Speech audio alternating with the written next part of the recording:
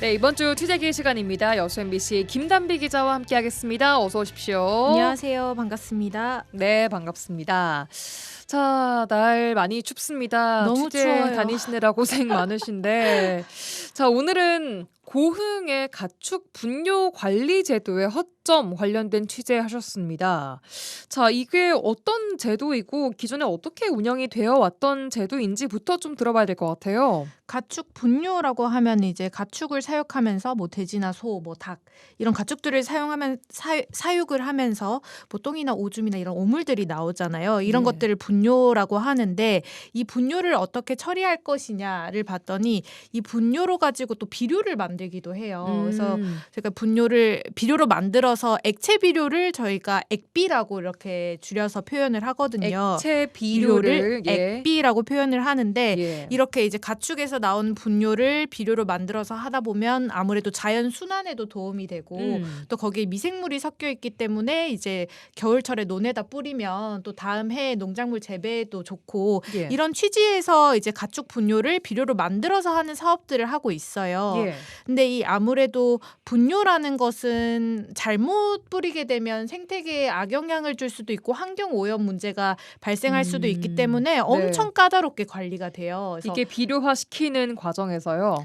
일단 배출하는 과정에서 가축 분뇨를 이제 배출을 할 거 아니에요. 비료로 예. 만들 수도 있고 버릴 수도 있고 한데 예. 이 버리는 어쨌든 발생한 양에 대해서 발생한 양과 그리고 비료로 만들 때 과정에 대해서 전 과정을 다 전자적 시스템으로 처리하게끔 돼 있거든요. 예. 그래서 이 발생한 양과 그다음에 얼마만큼을 액비로 만들었는지 그리고 액비로 만든 것을 또 실제로 얼마만큼 뿌렸는지 이 모든 것들을 그 전자 시스템에 입력하게끔 돼 있어요. 그게 가축 분뇨 전자 인계 관리 시스템이라고 하는 이 전자 시스템에 입력해가지고 실시간으로 이제 상황을 만들 수 있는 그런 제도고 그만큼 이 관리랑 감독이 중요한 분야라고 생각을 했으니까 이런 시스템이 도입됐겠죠. 맞습니다. 환경과 직결된 사안이기 때문에 2019년부터 이렇게 전자 시스템이 이제 개발이 되면서 양돈 농가에서는 이게 의무적으로 해야 되거든요. 법적으로 이렇게 하도록 돼 있거든요. 근데 이 제도에서 조금 문제가 있었다 하는 부분들을 취재하게 됐습니다. 그래요. 자, 최근에 어떤 사례들이 좀 밝혀진 겁니까? 일단은 뭐 축산 농가들이 꽤 많을 거 아니에요. 제가 취재한 지역은 고흥 지역인데 이 한 그 액비 유통 업체라고 농가에서 발생한 분뇨를 이제 싣고 와서 미생물을 넣어서 비료로 만들어서 이렇게 뿌리는 업체가 있어요. 그러니까 액체 비료만 담당하는 그쵸. 업체인 거예요. 네, 분뇨를 가지고 와가지고 비료를 만들어서 이제 뿌리는 것까지 하는 업체가 있는데 이 업체가 1년 동안 이제 입력을 해야 되는 걸 누락한 거죠. 그러니까 시스템에 얼마만큼 분뇨를 가져왔는지 그리고 액비를 얼마나 만들었는지 그래서 얼마나 뿌렸는지를 누락을 한 거예요.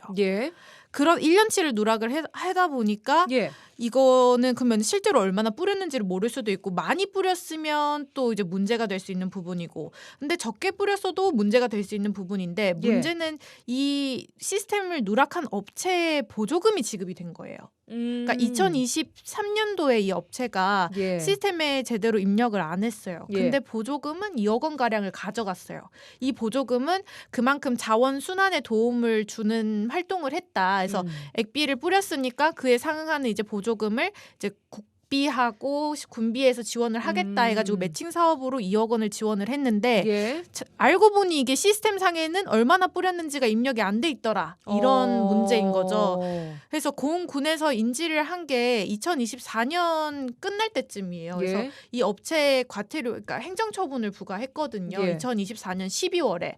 근데 이 업체는 2023년 1년치를 누락했잖아요. 그러니까 고흥군이 늦게 발견한 것도 어떻게 보면 관리 감독에 소홀한 거 아니냐. 그것도 모르고 지원금은 보조금은 또 지급이 됐고. 네네. 그래서 뭐 고흥군은 어찌 됐든 뭐 시스템에는 누락은 됐지만 이 뭐 업체 확인증하고 영수증 뭐 이런 청구서 같은 것들 자료들이 다 있기 때문에 뿌린 거라고 이제 맞다 뿌린 거다. 그래서 보조금 지급은 정당하다. 대신 법상에 이거를 입력해야 되는데 그걸 안 한 부분에서는 과태료를 물었다 이런 입장이고요. 근데 이거는 비단 뭐 그냥 하나의 케이스일 뿐이고요. 그래서 전체적으로 추가적으로 또 자료를 봤더니 그러면 2019년부터 이 시스템이 도입이 됐잖아요. 그래서 19년부터 2024년까지 고흥군에서 액비를 얼마나 뿌렸나에 대한 전체 시스템이 집계가 될 거 아니에요. 이 전자 시스템에 다 입력을 하니까. 그래서 그 총량을 뽑아봤더니 실제 뿌린 양보다 시스템에 입력한 양이 더 많은 거예요. 왜 그런 거예요? 그러니까 이게 오류가 있었던 거죠. 집계에 오류가 있었던 거죠. 전자 시스템에 오류가, 그러니까 시스템상의 오류가 아니라 입력을 하는 데 있어서 오류가 있었는데 6년 동안 이걸 고흥군이 모르고 있었던 거예요. 관리가 뭐 전혀 안 되고 있었다는 거네요. 이 시스템 자체는. 그렇죠. 그러니까 이게 2배가 실제 뿌린 양보다 2배 정도, 많게는 2배까지 한 해에 많이 입력이 됐거든요. 그래서 이거는 왜 그렇게 된 거냐라고 물어봤을 때 이게 농가에서도 입력을 하고 그 액비를 가져가서 만든 업체 있다고 했잖아요. 업체에서도 입력을 하고 하다 보니까 같은 값이 2번 입력이 돼서 2배로 된 것 같다라고 이제 환경공단이나 이쪽을 통해서 고흥군이 확인을 했다고 하더라고요. 이런 거는 한 번만 좀 관리를 하고 시스템을 잡아놓으면 해결되는 문제인데 이걸 6년 동안이나 한 번도 잡지 못하고 그대로 이 입력 오류가 반복돼 왔다는 게 큰 문제인 것 같은데요.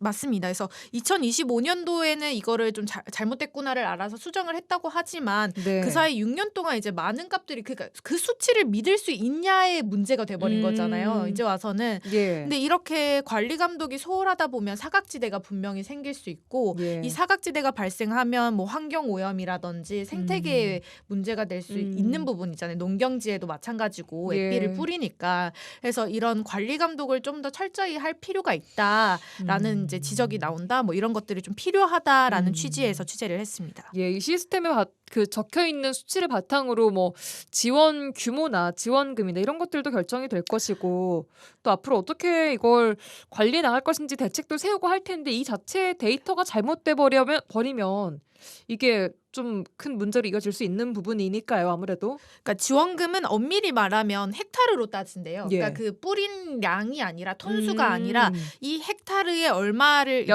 면적 대비 보조금이 지급이 되는 거기 때문에 그리고 면적 대비 뿌리는 양은 이제 농업군 기술센터에서 이제 할당량을 정해줘요. 그래서 이 뿌린 거는 이제 맞는데 어쨌든 이거를 집계하는 취지가 무색해진 거죠. 이거는 투명하게 이런 것들을 공개하자는 취지에서 전자 시스템을 도입했는데 수치가 엉뚱하게 많아지고 하는 것들은 이 도입 취지 자체를 무색하게 한 거 아니냐. 알겠습니다. 관리 감독이 필요하다. 뭐 이런 내용입니다.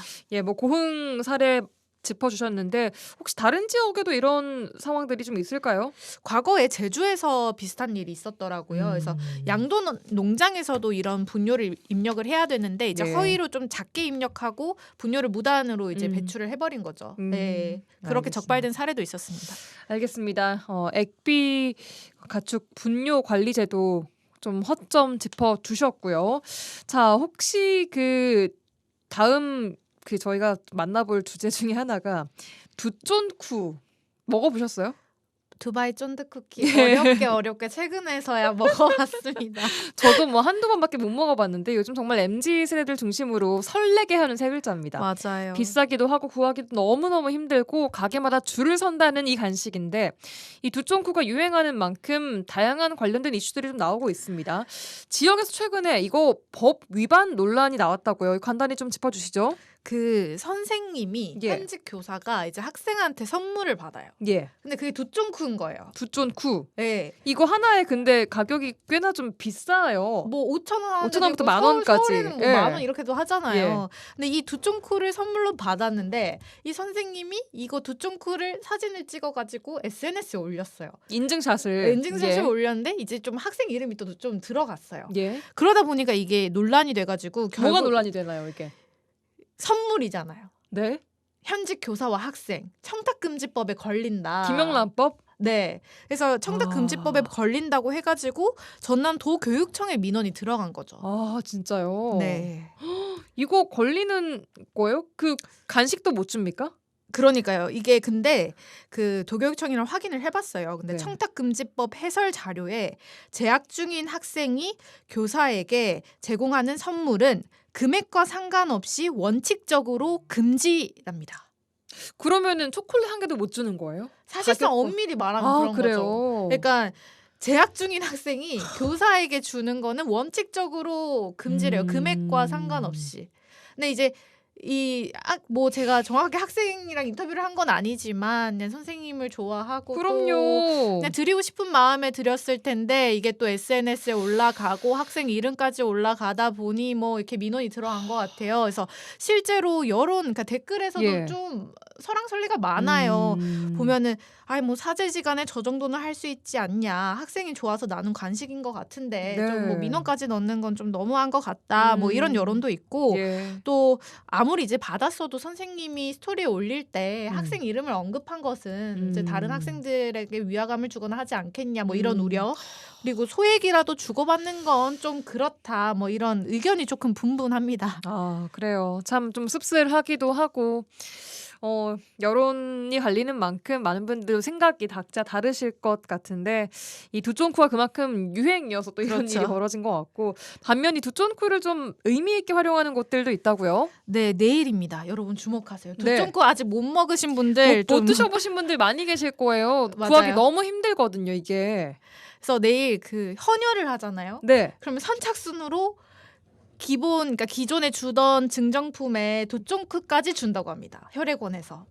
헌혈을 하면 두쫑쿠를 준답니다, 여러분. 이거 어디 헌혈의 집에서 하는 거예요? 전남 모든 헌혈의 집에서 다 하는데 근데 이게 물량이 아시다시피 엄청 품귀 현상이에서 물량이 많지는 않은 것 같아요. 아직 네. 뭐 정확한 개수까지 제가 확인하지는 네. 못했는데 일단 선착순 지급이고 예. 그만큼 헌혈을 독려하자는 취지에서 지금 된 거예요. 왜냐면 저희 지금 혈액 보유량이 너무 맞아요. 낮습니다. 2.71분이거든요. 광주 전남 1월 달에. 그래서 예. 주의 단계에 돌입하니까 또 이제 날이 너무 춥고 하면 또 안 하시잖아요. 맞아요. 그러다 보니까 이 헌혈을 조금 독려하자는 취지에서 내일 하루만 두쫑쿠 와. 이벤트를 한다고 합니다. 두바이 쫀드 쿠키 안 먹어보신 분들은 내일 헌혈의 집에 가시면 헌혈하시고 받을 수 있다는 점 다시 한번 알려드리니까 관심 있으신 분들은 헌혈의 집으로 가시면 될 것 같습니다. 어떻게 저도 한번 헌혈해야 되는지 내일 일찍 움직여야 될 것 같은데 10시에 오픈이거든요. 10시 오픈. 네. 알겠습니다.